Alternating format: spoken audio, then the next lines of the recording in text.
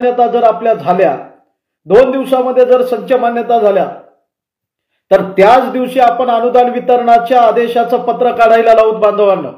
आणि एकदा जर का कोणाचा अनुदान वितरणाचा आदेश जर एकालाही जर भेटला ना, तर तुम्हाला मी हा मस्के शिवराम मस्के छाती ठोकपणानं सांगेल, तुमचं पेमेंट काढण्याची जिम्मेदारी शिवराम मस्केची। त्याच्यात निधी असो किंवा नसो।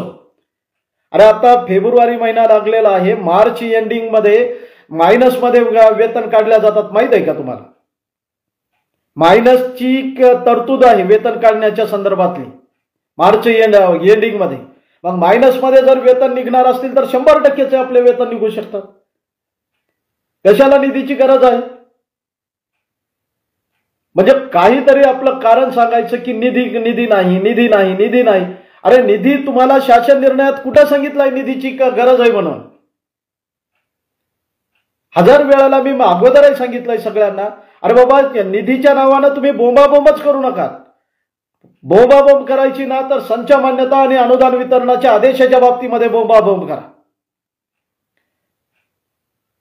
खरं तर एवढा दिवस आता तुमची या बाबतीमध्ये मी माफी मागतोय, खरं तर सगळ्यांची माफी मागतोय। कारण माझ्याकडे बांधकाम सुरू होतं गेल्या वर्षभरापासून, मी त्याच्या परेशानीमध्ये होतो। गेल्या 19 तारखेला शाळेच्या इमारतीचं वास्तूचं उद्घाटन झालं, त्याच्यानंतर रिलॅक्स झालोय सध्या। आता कुठं रिलॅक्स झालोय? रिलॅक्स जसाही झालोय तसे 3 आंदोलन आतापर्यंत लावले, 19 तारखेपासून ते आजच्या 3 तारखेपर्यंत।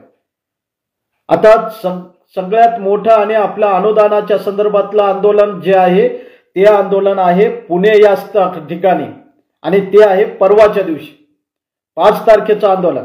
5 तारखेचं आंदोलन म्हणण्यापेक्षा त्या ठिकाणी जाऊन दोन्ही संचालकाला घेराव टाकायचा आहे आपल्याला। घेराव काय टाकायचा आहे तर बेटे हो, तुमची जिम्मेदारी आहे संच मान्यता करण्याची।